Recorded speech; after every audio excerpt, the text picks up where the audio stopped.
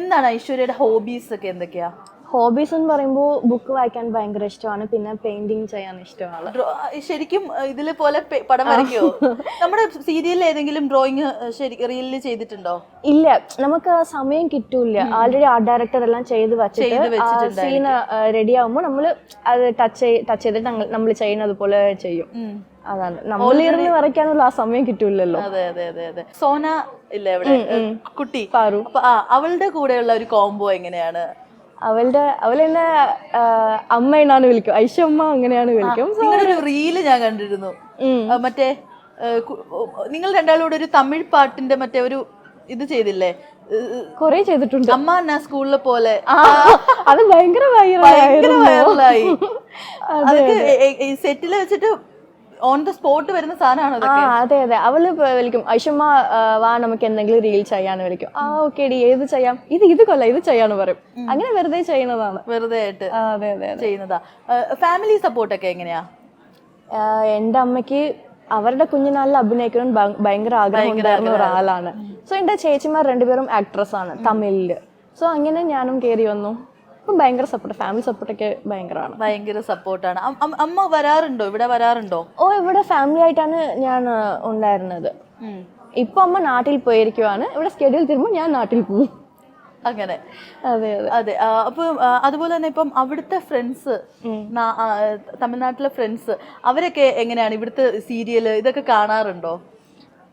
തമിഴ്നാട്ടിലെ ഏഷ്യാനെറ്റ് അത്രയ്ക്കും കാണുന്ന ആളല്ല. പിന്നെ ഞാൻ സ്റ്റോറി ഇടുന്നതും പിന്നെ എൻ്റെ പോസ്റ്റൊക്കെ കാണുന്നതും അങ്ങനെ കാണും.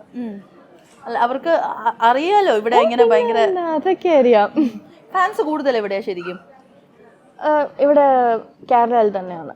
കേരളത്തിൽ തന്നെയാ. ഫ്യൂച്ചറിൽ സെറ്റിൽ ആവാൻ ആഗ്രഹമുണ്ടോ ഇവിടെ? ഫ്യൂച്ചറിൽ എനിക്ക് ഈ സ്ഥലത്തിൽ സെറ്റിൽ ആകണമെന്നോ അങ്ങനെ ഓരോ സ്ഥലവും എനിക്കില്ല, ഒരു ഐഡിയ ഇല്ല.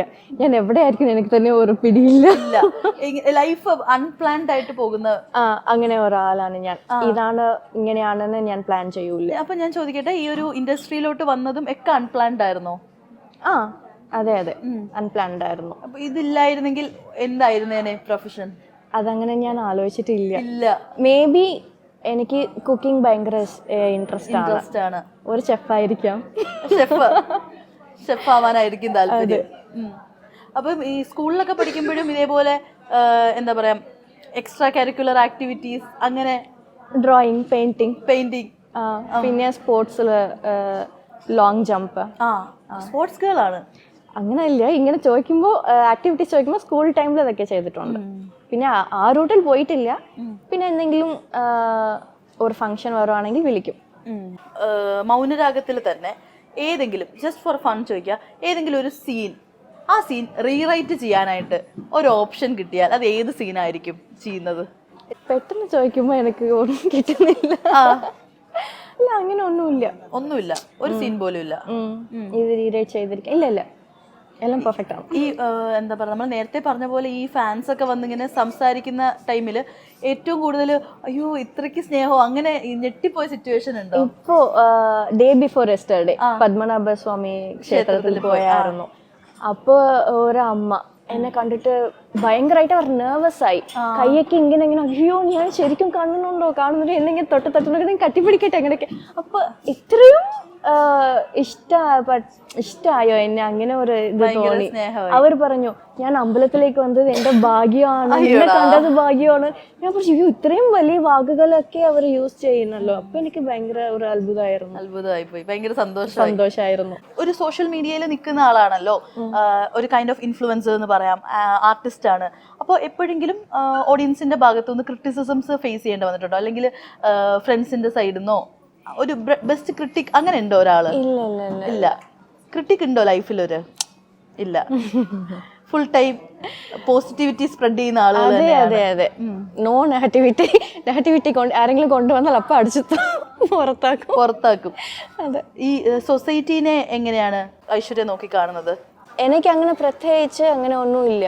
ഞാൻ എൻ്റെ ജോലി നോക്കും, ഞാൻ എൻ്റെ കാര്യം നോക്കും, അത്രയേ ഉള്ളൂ. ഞാൻ സൊസൈറ്റിയെ കുറിച്ച് അങ്ങനെ ഒന്നും നോക്കാറില്ല. ഈ യാത്രകൾ ചെയ്യാനൊക്കെ ഇഷ്ടമുള്ള കൂട്ടത്തിലാണോ? അതെ, ഭയങ്കര ഇഷ്ടം. എങ്ങനെയാ, സോളോ ട്രിപ്സ് ആണോ? സോളോ ട്രിപ്സ് പോവും, പിന്നെ ഫ്രണ്ട്സ് ആയിട്ടും പോവും, ട്രിപ്പ് പോവും, അത്രേ ഉള്ളൂ. അത്രേ ഉള്ളൂ. ഇതുവരെ പോയതിൽ വെച്ചിട്ട് ഏറ്റവും ഫേവറേറ്റ്, ഇനി എത്ര തവണ പോയാലും വീണ്ടും വീണ്ടും പോകാനായിട്ട് ആഗ്രഹമുള്ള ഒരു പ്ലേസ് ചോദിച്ചു കഴിഞ്ഞാൽ? ഋഷികേശ്. ഋഷികേശ് ഉത്തരാഖണ്ഡാണ്. റീസൺ എന്താ?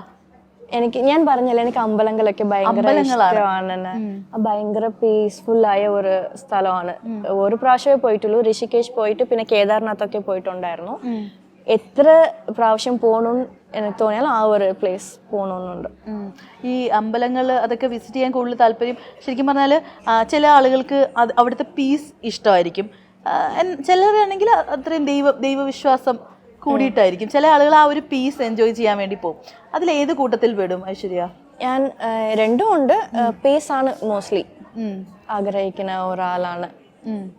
സോ അതിനു വേണ്ടി അതാണ് ഏറ്റവും സമാധാനം. ആ ഒരു അതെ അതെ അതെ. ഇപ്പൊ എത്ര വലിയ പ്രശ്നമാണെങ്കിലും അമ്പലത്തിൽ പോയിട്ടൊക്കെ ഇരിക്കുകയാണെങ്കിൽ ഒരു സമാധാനം കിട്ടുന്ന കൂട്ടത്തിലാണോ?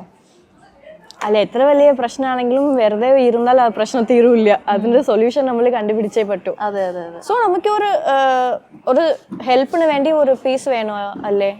അപ്പൊ ഞാൻ അമ്പലത്തിലേക്ക് പോണതും പിന്നെ മൗണ്ടൈൻസിലേക്ക് പോണതൊക്കെ എനിക്ക് ഭയങ്കര ഹെൽപ്ഫുൾ ആണ്. എന്തെങ്കിലും ഈ പറഞ്ഞ പോലെ യോഗ, മെഡിറ്റേഷൻ അതൊക്കെ എന്തെങ്കിലും? മെഡിറ്റേറ്റ് ചെയ്യും, പണ്ട് മുതലേ ചെയ്യും. പണ്ട് ഒരു 2-3 വർഷമായിട്ട് മെഡിറ്റേറ്റ് ചെയ്യും. ആ മെഡിറ്റേറ്റ് ചെയ്യുമ്പോൾ ഒരു ഫീൽ കിട്ടുമല്ലേ, അത് ഒരു പ്രാവശ്യം കിട്ടിക്കഴിഞ്ഞാൽ പിന്നെ നമ്മൾ അതിൽ തന്നെ പോയിക്കൊണ്ടിരിക്കും. അതുകൊണ്ടായിരിക്കും ഞാൻ മേ ബി ഇവിടെ അമ്പലത്തിലേക്ക് പോകണതോ. അതേപോലെ അമ്പലത്തിൽ ഇരിക്കുമ്പോഴും ഒരു കൈൻഡ് ഓഫ് ഒരു അതെ അതെ, അത് ഹൈറ്റുള്ള ഒരു പ്ലേസിൽ പോയാൽ ആ ഒരു എനർജി നമുക്ക് കിട്ടുന്നത് നമുക്ക് തന്നെ ഫീൽ ചെയ്യാം. അപ്പോൾ നിങ്ങളുടെ ഈ മൗനരാഗം സെറ്റിന്റെ കാര്യം നോക്കുകയാണെങ്കിൽ അവിടെ ഏറ്റവും കൂടുതൽ ഒരു ഫണ്ണിയസ്റ്റ് ക്യാരക്ടർ അത് ആരുടെ ആയിരിക്കും? ക്യാരക്ടറിലാണോ അല്ല ശരിക്കും റിയൽ ലൈഫിൽ? റിയൽ ലൈഫിൽ ഫണ്ണി എന്ന് പറയുന്ന എല്ലാരും എപ്പോഴും ജോളിയാക്കി വെക്കുന്ന ലീഫ്. അതെ. എന്താണ് ആളുടെ സ്പെഷ്യാലിറ്റി? അവന് മിണ്ടാതിരിക്കില്ല, എന്തെങ്കിലും പറഞ്ഞോണ്ട് കളിച്ചോണ്ട് അങ്ങനെ തന്നെ ഒരു ഫണ്ണി ആയിട്ട് നടക്കും. ഒരു പോസിറ്റിവിറ്റിയാണ് എല്ലാവർക്കും. നിങ്ങളുടെ ഒരു മെമ്മറീസ് നോക്കുകയാണെങ്കിൽ എന്താ നിങ്ങളുടെ ഒരു ഫ്രണ്ട്ഷിപ്പ്, അതിന്റെ ഒരു കോർ എലമെന്റ് എന്താ? നിങ്ങളുടെ ഒരു ഫ്രണ്ട്ഷിപ്പിന്റെ ഇത് നിങ്ങളുടെ ഫ്രണ്ട്ഷിപ്പ് അങ്ങനെ ഓരോ ഫ്രണ്ട്ഷിപ്പിനും ഓരോ സംഭവം ഉണ്ട്. ചിലപ്പം അവർ തമ്മിൽ എന്താ പറയാ, ഈ പറഞ്ഞ പോലെ മൂവീസ് ഇഷ്ടപ്പെടുന്നവരായിരിക്കും, ഒരേ ടേസ്റ്റ് ഉള്ളവരായിരിക്കും, അങ്ങനെ പല പല. നിങ്ങളുടെ ആ ഒരു ഇതിൽ കോർ എലമെന്റ് എന്താ? ഞങ്ങളുടെ ഫ്രണ്ട്ഷിപ്പിന് പറഞ്ഞാൽ ടോട്ടലി ഡിഫറെൻ്റ് ആണ്. പറഞ്ഞതുപോലെ സ്കെഡ്യൂൾ സ്റ്റാർട്ട് ആകുമ്പോൾ ഞങ്ങൾ നേരിട്ട് കാണുമ്പോൾ എല്ലാം സംസാരിക്കും. കുറേ കാര്യങ്ങൾ ഫാമിലി വിഷയമായിരിക്കട്ടും ഏതായാലും ഞങ്ങൾ സംസാരിക്കും, ചിരിക്കും, കളിക്കും, എല്ലാം ചെയ്യും. സ്കെഡ്യൂൾ കഴിഞ്ഞ് ഞാൻ എൻ്റെ വീട്ടിൽ പോകുമ്പോൾ അവൻ അവൻ്റെ വീട്ടിൽ പോകുമ്പോൾ ഒരു കോൺടാക്റ്റും ഇല്ല. ഉണ്ടാവില്ല. അങ്ങനെയാണോ ഐശ്വര്യ? അതായത് ചില ആളുകൾ കാണും എപ്പോഴും ഇങ്ങനെ കോണ്ടാക്ട് ചെയ്തോണ്ടിരിക്കുന്നില്ല, ബട്ട് ഞാൻ അങ്ങനെയല്ല. ഞാൻ ഇങ്ങനെ എപ്പോഴും കോണ്ടാക്ട് ചെയ്യുന്ന ആളല്ല. പക്ഷെ നേരിട്ട് സംസാരിക്കുമ്പോൾ എവിടെ നമ്മൾ ഡ്രോപ്പ് ചെയ്തോ അവിടെ ഞാൻ കണ്ടിന്യൂ ചെയ്യും. അങ്ങനെയാണ്. നമ്മളിപ്പോ മൗനരാഗം നോക്കിയാലും ആദ്യം മുതലേ തന്നെ ഏകദേശം ഒരേ kind of costumes, makeup, like ആ രീതിയിൽ ഇങ്ങനെ ഡെയിലി വരുന്ന സമയത്ത് എപ്പോഴെങ്കിലും ബോർ അടിച്ചിട്ടുണ്ടോ? എന്തെങ്കിലും എനിക്കൊന്ന് ചേഞ്ച് വേണം, ഈ പറയുന്ന ധാവണിയൊക്കെ ഒന്ന് മാറ്റണം വന്നിട്ടുണ്ട്. അങ്ങനെ പാവാട ചട്ട ഇടുമ്പോൾ ധാവണി ഇട്ടാൽ കൊള്ളാൻ തോന്നി, പിന്നെ ധാവണിയൊക്കെ ഇട്ടോണ്ടിരിക്കുമ്പോൾ സാരി ഉടുത്തിയാൽ കൊള്ളാൻ തോന്നി, പിന്നെ ടോപ്സ്, ചുടിദാർ, അങ്ങനെ. പക്ഷെ ഞാൻ എല്ലാം ഉടുത്തിട്ടുണ്ട്, എല്ലാ ഡ്രസ്സും ഉടുത്തിട്ടുണ്ട് മൗനരാഗത്തില്. അതിൽ തന്നെ കുറെ സീനിയർ ആയിട്ടുള്ള ആർട്ടിസ്റ്റുകൾ ഉണ്ടല്ലോ. അതെ, നമ്മുടെ സേതുലക്ഷ്മി അമ്മയുണ്ട്, ബാലാജി ചേട്ടനുണ്ട്, ഒത്തിരി പേരുണ്ട്.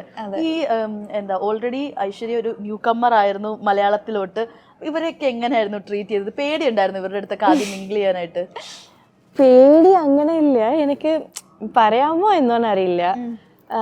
ആദ്യം വന്നപ്പോൾ ഞാൻ ആരടുത്തും മിണ്ടൂല്ല. ഞാൻ പറഞ്ഞല്ലേ ഞാൻ ഇൻട്രോവേർട്ടാണ്. ഞാൻ വരും, എൻ്റെ കാര്യം നോക്കും, അതൊക്കെ ഞാൻ വീണ്ടും എൻ്റെ വർക്ക് കഴിഞ്ഞിട്ട് ഞാൻ തിരിച്ചു പോകും. അത്ര അങ്ങനെ ഉണ്ടായിരുന്നു. ഫസ്റ്റ് എനിക്ക് മലയാളം അറിഞ്ഞൂടാ. ഒരാളെടുത്ത് സംസാരിക്കണമെങ്കിൽ ഹായ് പറയും, ബായ് പറയും, ഗുഡ് മോർണിംഗ്, ഗുഡ് നൈറ്റ്, അത്രയേ ഉള്ളൂ എൻ്റെ സംസാരം. പിന്നെ അപ്പോൾ സേതുലക്ഷ്മി അമ്മ അവർ വിചാരിച്ചു ഞാൻ ഭയങ്കര അഹങ്കാരിയാണ്. ഞാൻ പറയുന്നത് അഹങ്കാരം എന്ന വാക്ക് തമിഴിലും ഉണ്ട്. സോ എനിക്ക് ആ മീനിങ് മനസ്സിലായി. പറയാം, അയ്യോ നമ്മളിങ്ങനെ വിചാരിച്ചിരിക്കുവാണോ. പിന്നെ അവർ എൻ്റെ അടുത്ത് നേരിട്ട് ഭയങ്കരമായിട്ട് ദേഷ്യപ്പെടും, എന്നെ കുറച്ച് അടുത്തുള്ള ആൾക്കാർക്ക് വഴക്ക് പറയുമ്പോൾ അങ്ങനെയൊക്കെ ഉണ്ടായിരുന്നു. പിന്നെ ഞാൻ പറഞ്ഞു ഇങ്ങനെ എനിക്ക് മലയാളം അറിയാത്തതുകൊണ്ടാണ് ഞാൻ മിണ്ടാതിരിക്കുന്നത്, അങ്ങനെ ഒന്നും വിചാരിക്കണം. പിന്നെ ഇപ്പോഴെങ്കിൽ ഭയങ്കര ഫ്രണ്ട്സ് ആണ്. ഞാൻ അമ്മയെ മോളെ ഞാൻ വിളിക്കും, സേതു മോളെ സുഖാണോ,